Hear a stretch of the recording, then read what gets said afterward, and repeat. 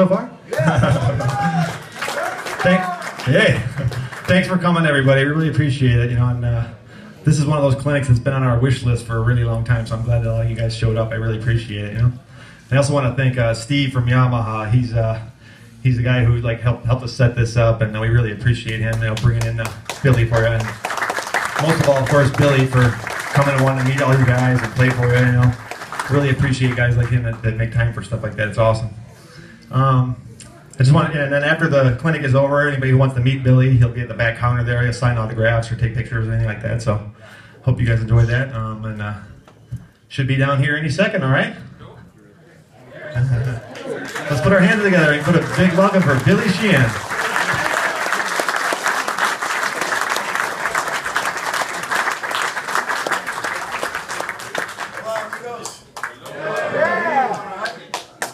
Thanks for coming out today. Thanks for having us. I got my phone with me in case anybody Facebook messages me. So I do a little bass clinic. We never know exactly what we're going to do until it happens, so I'll just play a little bit, and then we'll talk and hang out, and anything you have to be signed or want a photograph of my ugly face, you're welcome to do that too.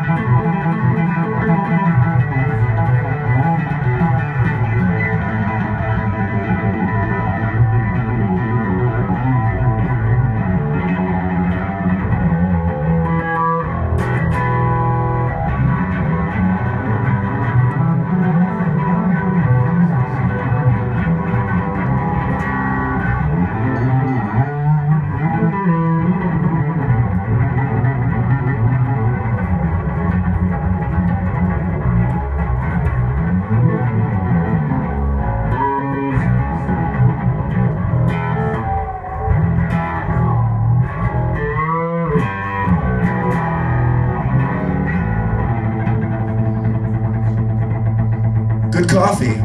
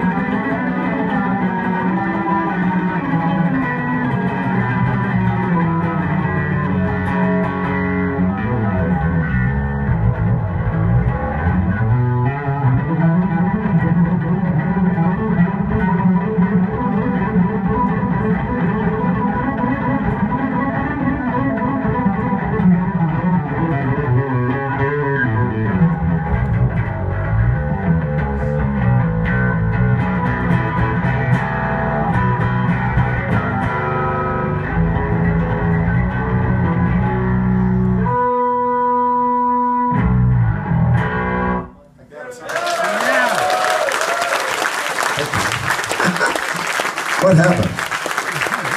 Just a bunch of nonsense. We'll start the night off with some comedy. Anyway, thanks for being here. My name's Billy. I've been playing bass for about 50 years. Woo! And I'm only 49 years old. I don't know how that happened. I started as a fetus. I think it was early days swimming around. Anyway, I played for a long, long time. I'm at about 5,000 shows lifetime total, which is cool. I don't know when we're going to determine when the 5,000th is, but maybe I'll get a Laurel and Hardy handshake.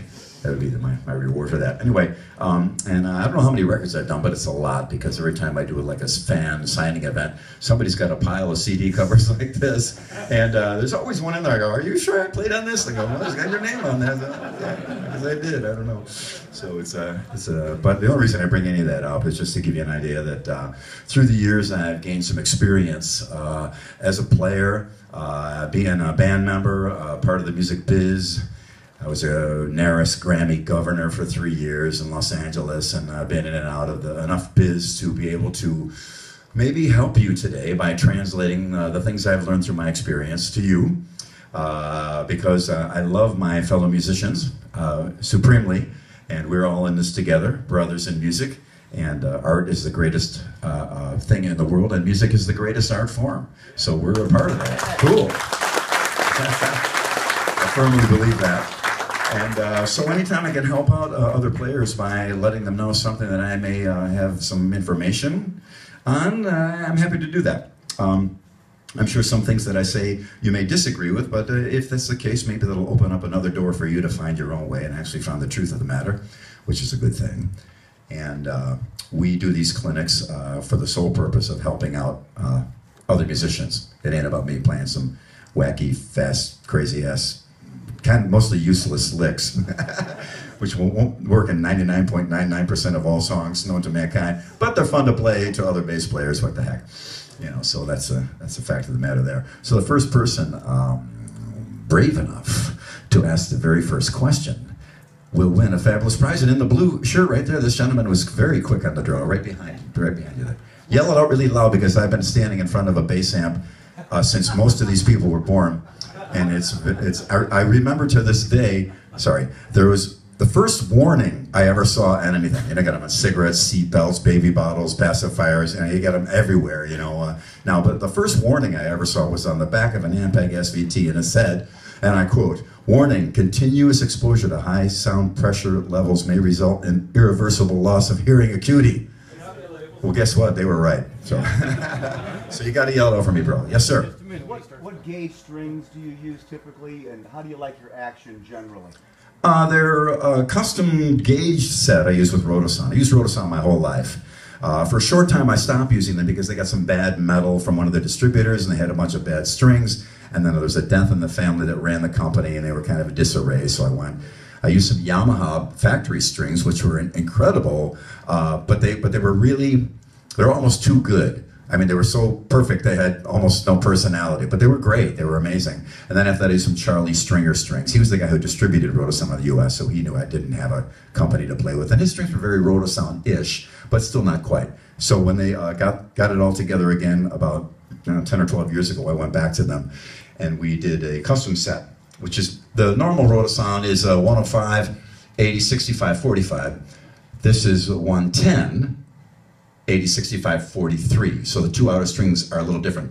The G is a little lighter because just string to string tension on a bass, you'll notice if you pull it, this is loose, that's a little tighter, that's tighter still, and that's the tightest. So they have a little scale of tension. So I try to even that out by making the G a little less tense by making it smaller and easier to bend. So you can get a bend out of it easier. And then add a little bit more to the low E to make it a little tighter.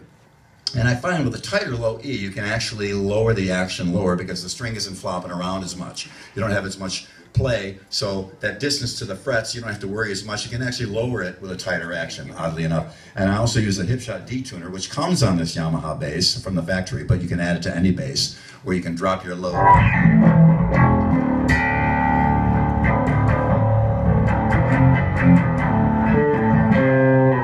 To get a low note out of it, easy way. You recognize that sound, do you? it helps it, and on the 105, when you drop it down to the low D, it would get a little floppy.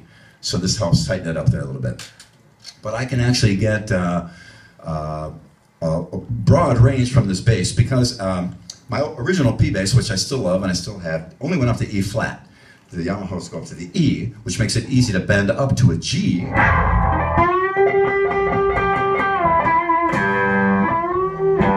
And then I can also take the low E down to a D, of course, and then take that D and get it down to a B with a bend.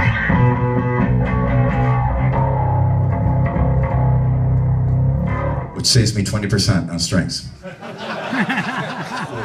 5, -1, 20. So, but yeah, the Roto sounds have served me well, and they got a real personality to them, and there's a real depth of heritage to the company. I'm pretty sure Hendrix played Roto sounds. Round on though, huh? Yeah. John Entwistle, Chris Squire, you know, one great yes note at the end, a roundabout.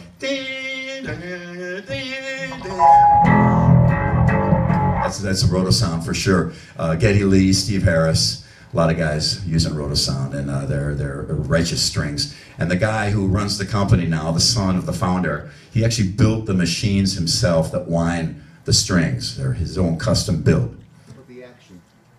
Say again? How do you like your action? Oh, the action. Yes, I'm glad you asked. Sorry, I forgot to answer that part.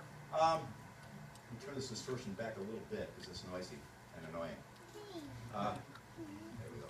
Yeah, the action is, I don't know. I guess it's, what I do, my criteria for judging is I try to fret the highest note, and I get about a 1/16 of an inch clearance over that pickup on each one. Because a lot of times I use I'm going to turn the distortion off for a minute here to make it, and turn this down so I can illustrate things without blowing anyone's head off. So when I actually play, my fingers are on the fret. I'm on the pickup.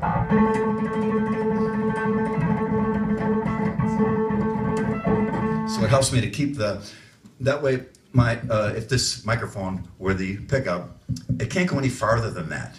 It's as far as it can go. And in between my finger and the thing are the string. So my fingers will hit the same spot on the string.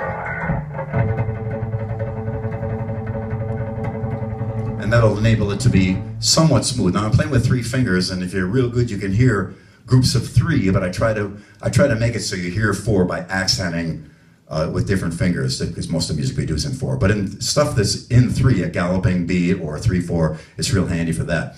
And as far as the other tension, I just get it off the neck enough that it's not grinding. But I play pretty hard when I'm playing live. We just came out of the studio, a new Winery Dogs record. It's halfway done. I'm happy to say thank you. Right on, can't wait. Cool. The crowd goes mild. But it's going to be a good one. And but when I play live, I'll probably have to inch these up a little bit. Just tweak them up a little bit, because you start to play harder and harder with the intensity of an actual live show as opposed to a clinic or even in the studio. It's a different thing, so they tend to bottom out, and yet I don't ever want that, so I always have to lift them up a little bit. And sometimes traveling a lot from a real tropical, from Brazil to Berlin, you know, in December, it can wreak havoc on your neck and stuff. Though the Yamahas are pretty solid. They got a double truss rod thingy in here, and it's a rock solid bass. I don't have to worry about it too much. But sometimes that's a little bit of a factor. But enough, the action is at a spot where the notes come out. I've never measured it really, and I always do it by feel. And sometimes if I happen to be a little bit stronger than I am normally, I'll probably raise it. If I'm wimping out, I'll probably lower it a little bit too. There's no real definite thing to that. But we have as prizes tonight, would you like either have a CD, a t-shirt, or a book on the history of the Yamaha guitar? CD it is. Okay. I have a Cosmic Troubadour, my solo record that I did a few years back with Ray Lugier on drums. And I'll be happy to sign it for you later. Maybe someone would be kind enough to hand this back to that gentleman. And we got a whole pile of stuff to give away. And we'll get to this gentleman right here. Yes, sir. Yes, sir.